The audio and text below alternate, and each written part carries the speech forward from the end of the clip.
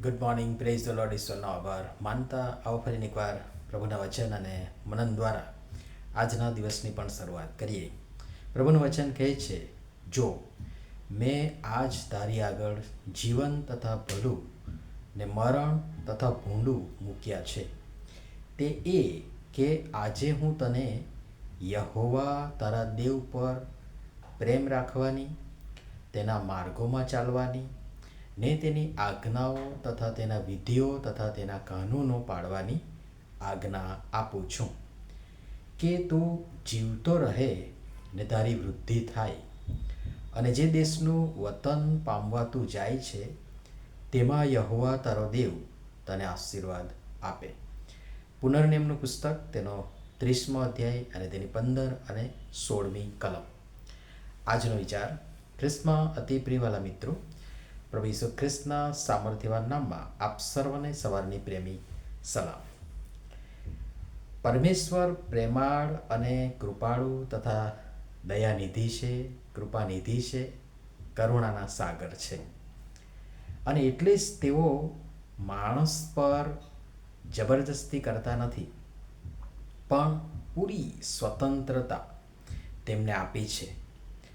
પરમેશ્વરે કદી કોઈથી કશું પાછું રાખ્યું નથી, છૂપું રાખ્યું નથી, ગુપ્ત રાખ્યું નથી. બધું જ ઉઘાડું અને ખુલ્લું છે. પસંદગી માણસે પોતે કરવાની છે, જે માણસનો અંત નક્કી કરશે કે તે નાશમાં જશે કે જીવનમાં. અને એટલે પોતાના અંત કે જીવન માટે માણસ પોતે જ જવાબદાર રહે છે.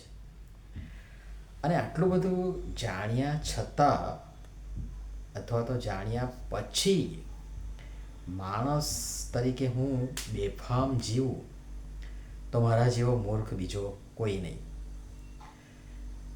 આ છતી આંખે આંધળા જેવું છે.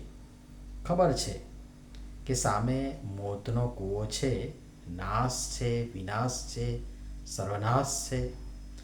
તેમ છતાં દોડીને તે તરફ જવું, તે તરફ જ જવું એ મૂર્ખાઈ ભર્યું વલણ છે. પરમેશ્વરે આજના વચનોમાં 2 વિકલ્પો અથવા પસંદગી મૂકી છે, 3 આજ્ઞા મૂકી છે, અને સાથે સાથે 3 અભયવચન અથવા તો આશીર્વાદો પણ મૂક્યા છે. 3 ભાગ. પહેલો ભાગ છે વિકલ્પ, પસંદગી. બીજો ભાગ છે આજ્ઞા, અને ત્રીજો ભાગ છે અભયવચન, આશીર્વાદો. પહેલો ભાગ એટલે કે વિકલ્પ, પસંદગી. પરમેશ્વરે આપણે આગળ 1 જીવન તથા ભલું, 2 એટલે કે 2 મરણ તથા ભૂંડું મૂક્યા છે. હવે આ 2 વિકલ્પોમાંથી 2 પસંદગીમાંથી આપણે 2 વિકલ્પોમાંથી પસંદગી આપણે કરવાની છે. જીવન તથા ભલું કે મરણ તથા ભૂંડું. બીજો વિભાગ આજ્ઞા. પરમેશ્વરે આજના વચનમાં 3 આજ્ઞા આપી છે. હું એને શરત પણ કહું છું. 3 શરત પાડો, 3 મોટા અભયવચન અથવા તો આશીર્વાદો મેળવો. Triple ધમાકા offer. 1 એટલે કે એ યહોવા દેવ પર પ્રેમ રાખવો. બી એટલે કે દેવના માર્ગમાં ચાલવું. સી દેવની આજ્ઞાઓ, તેમના વિધિઓ તથા તેમના કાનૂનો પાળવા. ત્રીજો વિભાગ છે અથવા તો ત્રીજો ભાગ જે છે એ અભયવચન અથવા આશીર્વાદો. જો ઉપરોક્ત 3 આજ્ઞા અથવા 3 શરત પાળો એટલે દેવ બાપે 3 મોટા અભયવચન અથવા આશીર્વાદો આપણ સર્વ પાળનારાઓ માટે રાખી મૂક્યા છે, જે નીચે મુજબ છે. એ તું જીવતો રહેશે. બી તારી વૃદ્ધિ થશે. સી જે દેશનું વતન પામવા તું જાય છે તેમાં યહોવા તારો દેવ તને આશીર્વાદ આપશે. અને હવે વિચારો, બધું જ છે, બધું જ ખુલ્લું ને ઓપન છે, ઓપન ચેલેન્જ જેવું છે.